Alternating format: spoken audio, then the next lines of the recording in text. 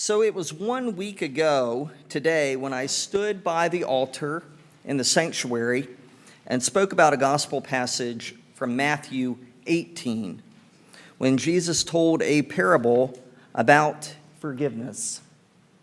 Forgiveness given and forgiveness withheld. Jesus gave the disciple Peter an example of a king who decided to settle accounts with his slaves. And one slave, upon being told that he and his family were to be sold in order to pay back his debt, well, he pleaded with that king.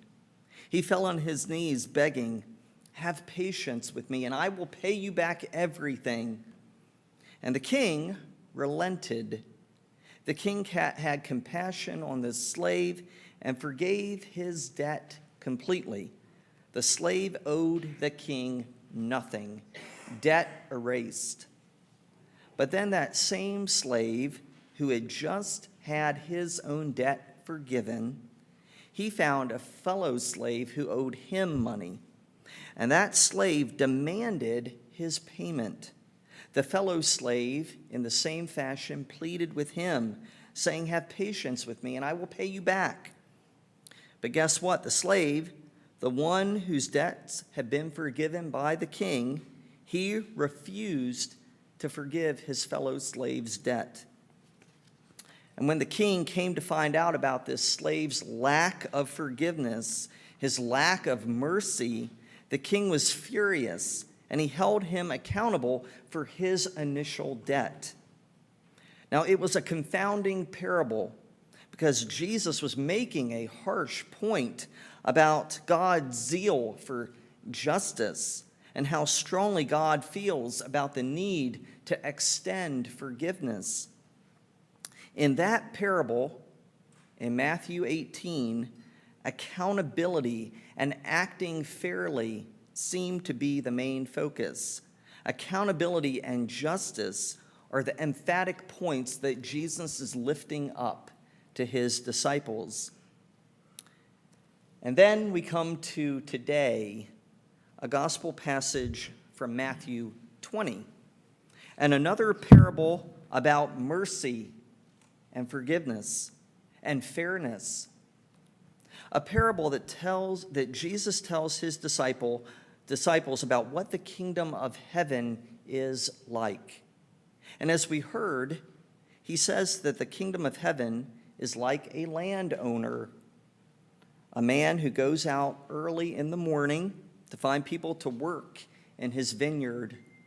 And then he goes out again mid-morning and he finds more people to work in his vineyard. And then he goes out at around noon and does the same thing, and again at around 3 and even 5 o'clock in the evening.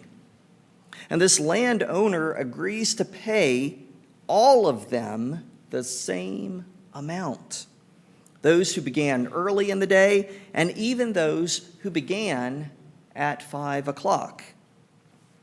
And as would be expected, those who had labored from dawn couldn't believe that everyone would be paid the same wage. It was confounding. How could this man do that? How dare him? And they complained about how unfair this was. And then the landowner says to them, "I am doing you all no wrong. Take what belongs to you and go. Am I not allowed to do what I choose with what belongs to me?" In essence, he's saying, it's my money. And if I want to give it away unequally, if I want to pay everybody the same daily wage, then I can do that. This is a parable about generosity, grace, a parable about God's reckless, illogical abundance, and the way that God dispenses what God has. Jesus is doing a complete 180 in today's gospel from Matthew 18 a week ago. In Matthew 18, he taught a lesson of accountability, of forgiving one another as we've been forgiven. Jesus indicated in that parable that there would be consequences if we withheld forgiveness. And now in Matthew 20, Jesus does a kind of flip. He now speaks about God's mercy as something that isn't equitable, that isn't equal, that isn't fair at all. And I think the point in Matthew 20 is that we can never do enough to earn the love of God. And that's why the landowner gave away the daily wage so lavishly, so unequally, because equality and fairness has nothing to do with it. The abundance of God that we see in this parable in Matthew 20, this abundance of God's love and God's acceptance and God's goodness, all of that is given away so freely that it becomes offensive. We hear it, and I believe that we find it offensive. An offensive God. Not quite the image of God that we all want to put all our faith in, huh? So I've been thinking all week long about this odd balance of God holding us accountable to a standard of forgiveness, and then God also giving grace away lavishly. And it is an odd balance, isn't it? To forgive as we've been forgiven by God. And if we don't, there will be dire consequences, according to Matthew 18. And then an example of God giving away the goodness and favor of God in the most unbalanced, unfair way. Okay, so how do we now make sense of this odd, delicate balance? This balance of accountability and unfair generosity? Well, the way that I've been thinking and making sense of this balance is this. I've had to wear my clerical collar 2 days in a row this past week, something I don't normally do during the week. But I wore this outfit because I led a few chapel sessions with our preschool kids down the hallway, Braden being one of them.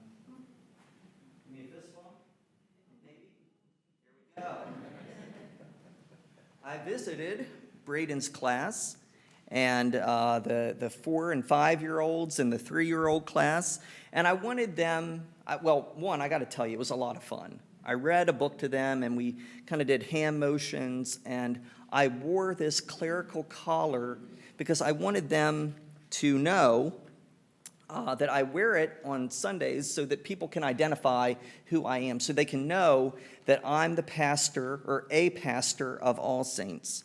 And so I took out the tab and we passed it around and we talked about that.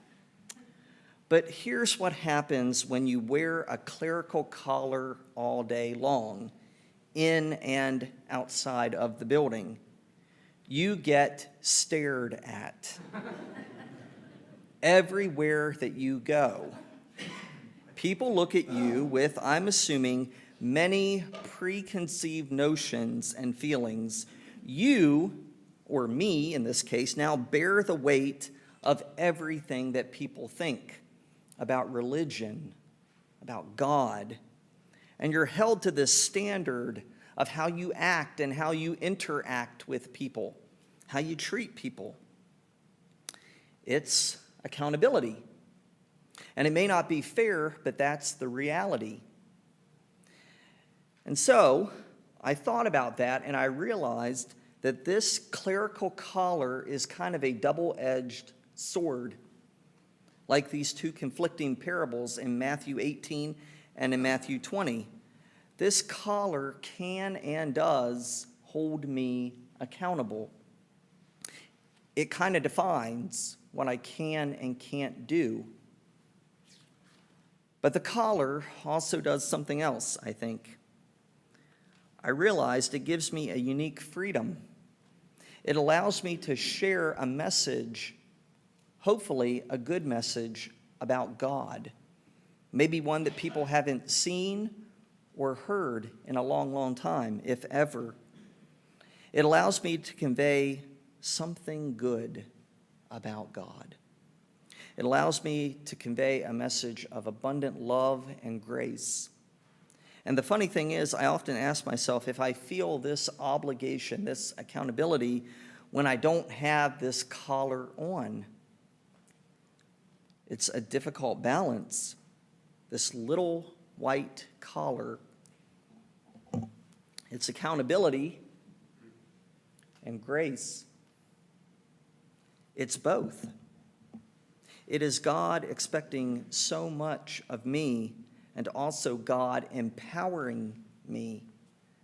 God expecting me to be forgiving and compassionate and loving, and God also giving me the ability to do that.